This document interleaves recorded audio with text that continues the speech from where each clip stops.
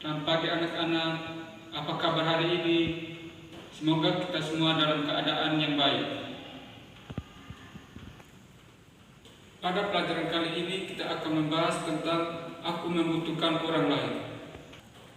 Sebelum kita mulai pembelajaran kita kali ini, mari kita berdoa terlebih dahulu.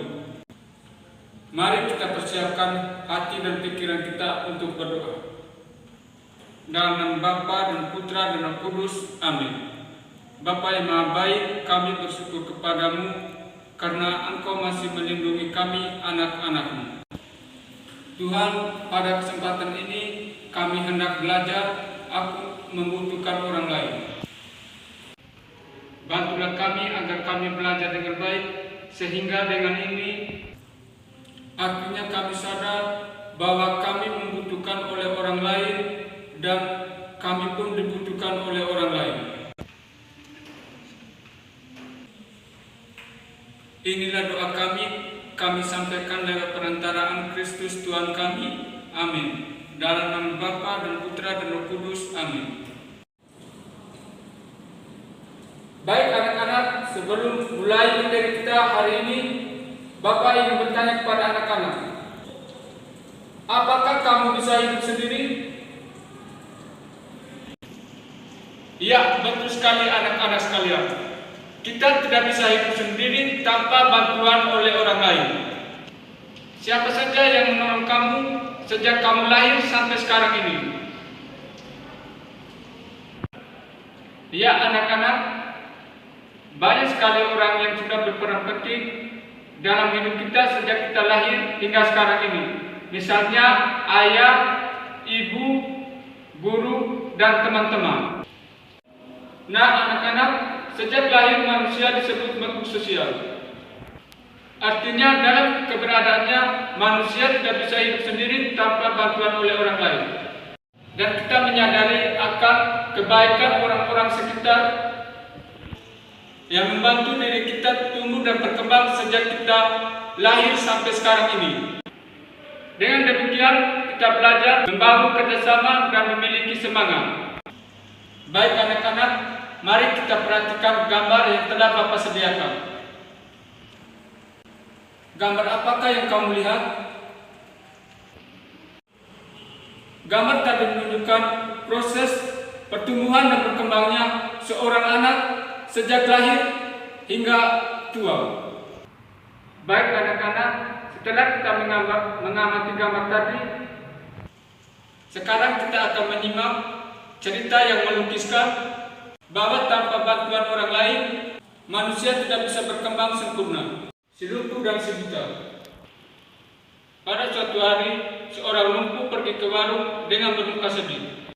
Duduklah ia di sebelah orang tadi yang berdiri di situ. Saya tidak bisa datang ke pesta sultan. Keluhnya, karena kaki lumpuhku ini, aku tidak berjalan dengan cepat. Orang sebelahnya mengangkat kepala dan berkata, aku juga diundang ke pesta sultan, tetapi keadaanku lebih buruk dari saudara. Saya buta, saya tidak bisa melihat jalan meskipun saya diundang. Orang ketiga sejak tadi mendengar perkataan mereka dan berkata, tetapi kalau saja kalian menyadarinya, kalian berdua mempunyai sarana untuk mencapai tujuan kalian. Yang buta bisa berjalan, yang lumpuh didukung di punggung. Kalian bisa menggunakan kaki si buta dan si lumpuh untuk menunjukkan jalan. Dengan cara dan nasihat dari orang ketiga, akhirnya mereka bisa sampai tujuan mereka, yaitu pesta sultan. Tetapi dalam perjalanan, keduanya sempat berhenti di sebuah warung.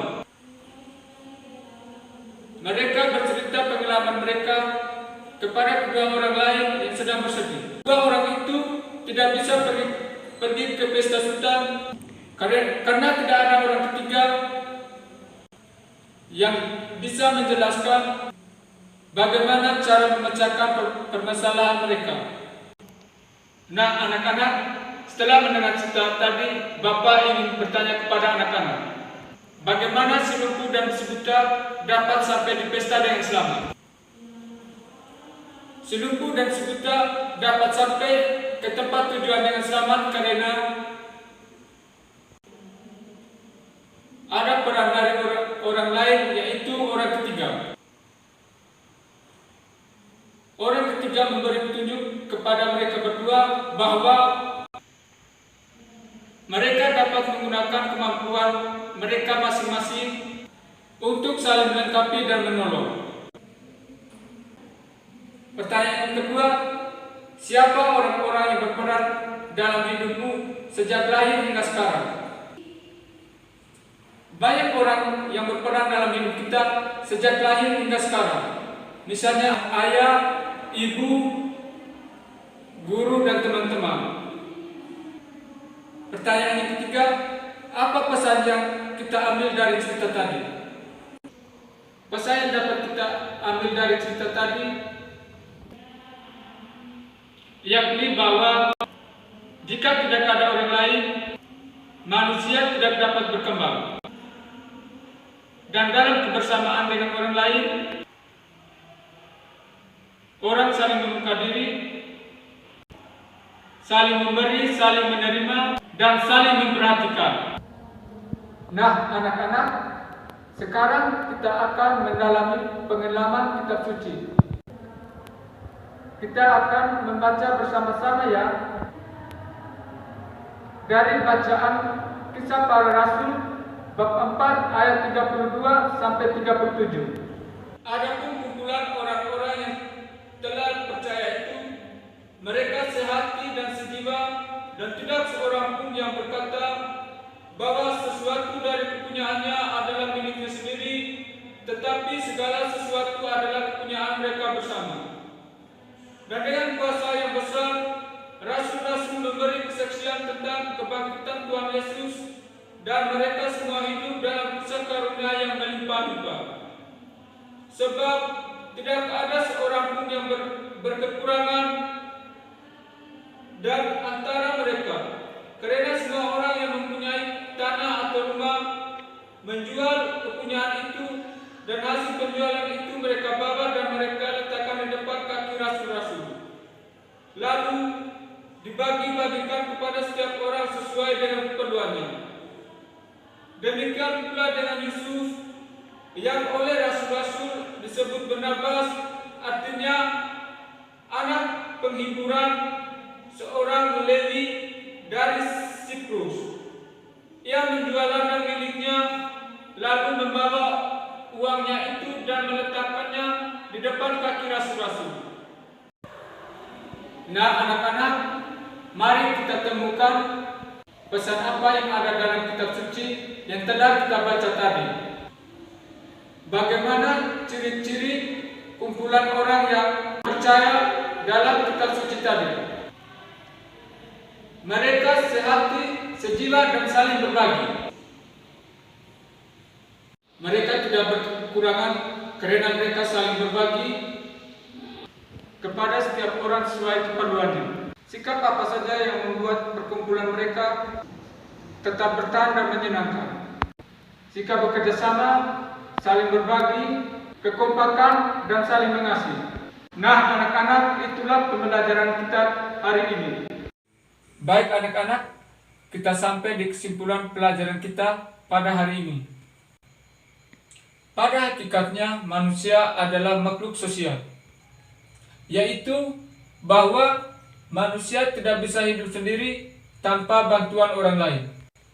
Kita patut bersyukur atas peran orang di sekitar kita yang telah ikut campur tangan dalam mengembangkan diri kita dan kemampuan kita sampai saat ini. Rasa syukur bisa kita ungkapkan dalam bentuk doa niat untuk membalas kebaikan mereka, tumbuh berkembang menjadi orang yang baik, dan berguna bagi banyak orang, terutama bagi kemuliaan Allah. Nah, anak-anak, terima kasih sudah belajar bersama hari ini. Kita tutup pelajaran kita dengan doa. Marilah kita berdoa. Dalam nama Bapa dan Putra dan Roh Kudus. Amin. Terima kasih Tuhan Yesus.